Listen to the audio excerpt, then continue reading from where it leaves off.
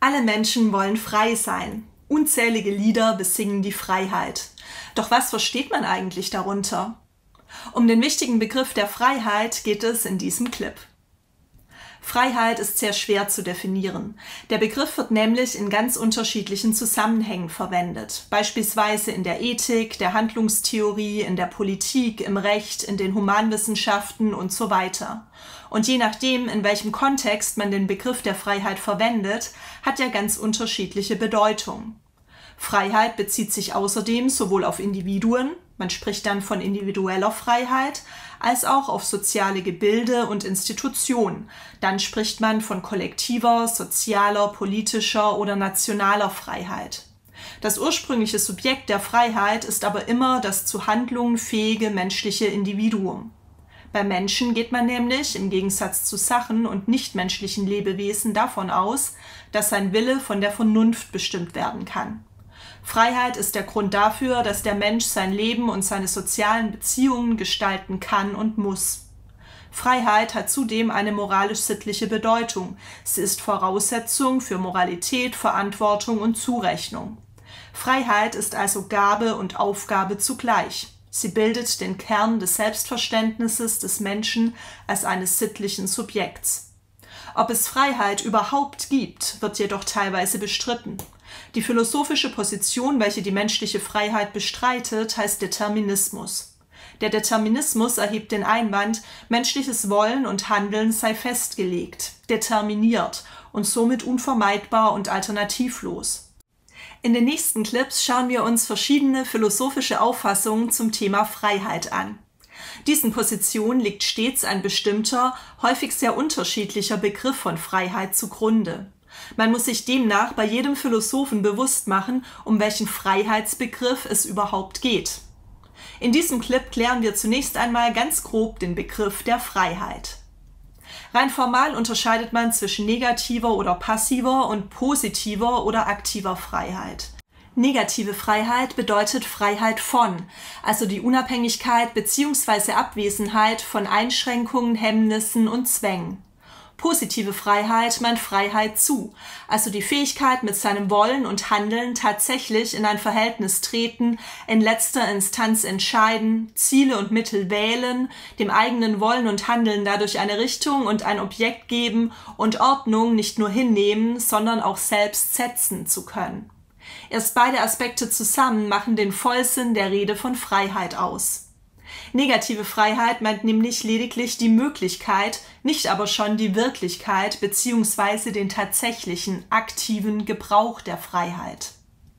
Zudem wird unterschieden zwischen innerer und äußerer Freiheit. Bei dieser Unterscheidung geht es um das Anwendungsfeld der negativen und positiven Freiheit. Innere Freiheit meint die Willens- und Entscheidungsfreiheit, das Wollen können. Man kann also wollen, was man will. Willensfreiheit wird in der Philosophie weitgehend gleichbedeutend mit Entscheidungsfreiheit und Wahlfreiheit gebraucht. Willensfreiheit kann dann entweder als Wahlfreiheit im grundsätzlichen Sinne verstanden werden, nämlich, dass man überhaupt eine Handlung wählen kann, oder in dem Sinne, dass man eine Handlung auch unterlassen kann. Äußere Freiheit meint die Handlungsfreiheit, das Handeln können. Man kann also tun, was man will. Im Gegensatz zur inneren Freiheit geht es bei der äußeren Freiheit darum, eine schon gefallene Entscheidung bzw. die Realisierung eines bestimmten konkreten Willensentschlusses auszuführen. Es geht also um den Handlungsspielraum des Wollens. Sowohl die Handlungs- als auch die Willensfreiheit werde ich in einem separaten Video nochmal ganz ausführlich erklären. Wenn wir diese einzelnen Begriffe von Freiheit kombinieren, lassen sich 4 Freiheitsdimensionen unterscheiden, die wir uns nun genauer anschauen.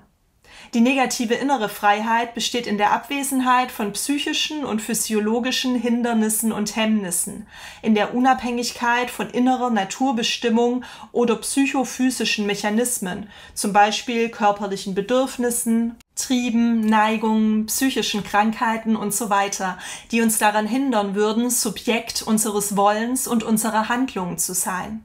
Kant nennt diese Art von Freiheit Freiheit im praktischen Verstand und versteht darunter die Unabhängigkeit der Willkür von der Nötigung durch Antriebe der Sinnlichkeit. Die Existenz einer solchen psychophysischen Freiheit wird vom psychologischen, vom physiologischen und vom sozialen Determinismus bestritten. Der psychologische Determinismus vertritt die These, Handlungen und Wollen seien durch zeitlich und ursächlich vorausgehende, bewusste und unbewusste Umstände, Wünsche, Triebe, Charakter, Urteile determiniert und daher nicht frei. Der physiologische Determinismus sagt, dass alle Handlungen durch vorausgehende körperliche Umstände, Gehirnabläufe, Skript, somatische Marker, Stimulus-Response-Beziehungen, genetisches Programm usw. nach physikalischen Gesetzen determiniert sind. Nach dem sozialen Determinismus und seiner Rollentheorie prägen Rollenerwartungen und Verhalten menschliche Denk- und Handlungsweisen. Gegenbegriffe zur negativen inneren Freiheit sind beispielsweise Triebhaftigkeit oder Instinktsteuerung.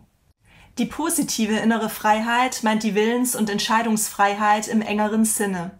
Sie ist dann gegeben, wenn alle internen psychophysischen Handlungsfaktoren und Möglichkeitsbedingungen für ein freies Wollen und Entscheiden vorhanden sind. Wir können uns also trotz und entgegen natürlicher Vorgaben und Einflussfaktoren allein von der Vernunft bestimmen lassen, uns eigene Ziele setzen und Mittel zur Erreichung dieser Ziele bzw. zur Verfolgung unserer Interessen wählen und überhaupt Wertorientierungen ausbilden und Ordnung setzen, für die wir die Verantwortung zu tragen haben. Positive innere Freiheit in diesem Sinne meint, dass der Mensch selbst Ursprung seines So- und nicht anders Wollens ist. Die Rede ist von innerer Autonomie. Wichtige Vertreter eines solchen Freiheitsbegriffs sind Descartes, Kant, Hegel und Sartre. Gegenbegriffe zur positiven inneren Freiheit sind beispielsweise Pflichtvergessenheit oder Unvernunft. Die negative äußere Freiheit besteht in der Unabhängigkeit von äußeren Einschränkungen, Zwängen und Hemmnissen, die uns daran hindern, das zu tun, was wir wollen. Sie besteht zum einen in physischer Freiheit, also der Unabhängigkeit von Einschränkungen, die der Realisierung unseres Wollens und unserer Zwecksetzungen entgegenstehen. Gemeint ist aber auch die Unabhängigkeit von Schicksal, Vorhersehung und Zufall, durch die unser Handlungsspielraum nicht nur eingeschränkt, sondern gänzlich aufgehoben würde. Wichtige Vertreter dieser Auffassung von Freiheit sind Aristoteles, Hobbes, Locke, Voltaire und d'Holbach. Dem Streben nach Unabhängigkeit vom natürlichen Zwang entspricht auch der neuzeitliche Gedanke der Befreiung von den Zwängen der Natur durch Wissenschaft und Technik. Zum anderen meint die negative äußere Freiheit auch politische und gesellschaftliche Freiheit. Gemeint ist die Unabhängigkeit sowohl von politischer Gewalt als auch von den Zwängen des gesellschaftlichen Daseins. Über individuelle, soziale und kulturelle Strukturen, Institutionen, Normen und Konventionen können menschliches Handeln nämlich ebenfalls hemmen.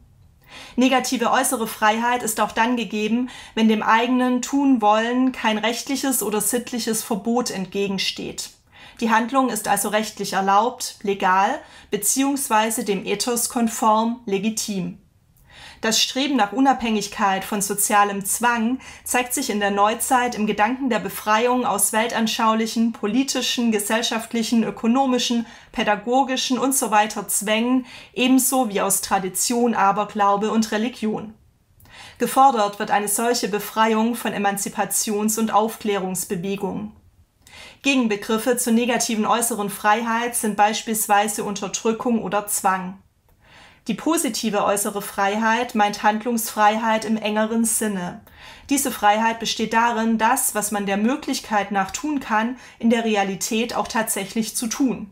Man kann das Gesollte und Gewollte also auch umsetzen, selbstgesetzte Zwecke verwirklichen bzw. eigene Bedürfnisse befriedigen und sich Wünsche erfüllen. Man kann die eigene Lebenswelt, das heißt die natürliche Umwelt und die soziale Mitwelt, durch eingreifende Handlungen individuell oder kollektiv gestalten. Seine natürliche Umwelt gestaltet der Mensch mit Hilfe wachsender wissenschaftlicher und technischer Erkenntnis- und Handlungsmöglichkeiten. Seine soziale Mitwelt, also die sozialen und politischen Rahmenbedingungen von Handlungen, gestaltet er durch soziale und politische Partizipation. Positive äußere Freiheit zeigt sich hier in der tatsächlichen Partizipation am politischen Meinungs- und Willensbildungsprozess. der Etablierung einer gerechten politischen und sozialen Ordnung und der aktiven Mitgestaltung einer eigenen, vom Staat unterschiedenen gesellschaftlichen Sphäre des Politischen, also einer Bürger- bzw. Zivilgesellschaft. Beschrieben wird diese Art von Freiheit auch mit den Begriffen äußere Autarkie im Sinne der ökonomischen und gesellschaftlichen Unabhängigkeit, äußere Autonomie, Selbstbesitz, Selbstständigkeit und Selbstmächtigkeit der Person. Wichtige Vertreter dieser Auffassung von Freiheit sind Spinoza, Hume und More. Gegenbegriffe zur positiven äußeren Freiheit sind beispielsweise Beliebigkeit oder Unentschlossenheit. Bist du persönlich frei oder ist deine innere oder äußere Freiheit durch irgendwelche Faktoren eingeschränkt? Schreibe deine Gedanken zu diesem Thema sehr gerne unten in die Kommentare. Mit den Quizlet-Lernsets Freiheit, wichtige Begriffe und Handlungsfreiheit versus Willensfreiheit kannst du dein Wissen jetzt überprüfen und vertiefen. Viel Spaß beim Lernen und bis bald!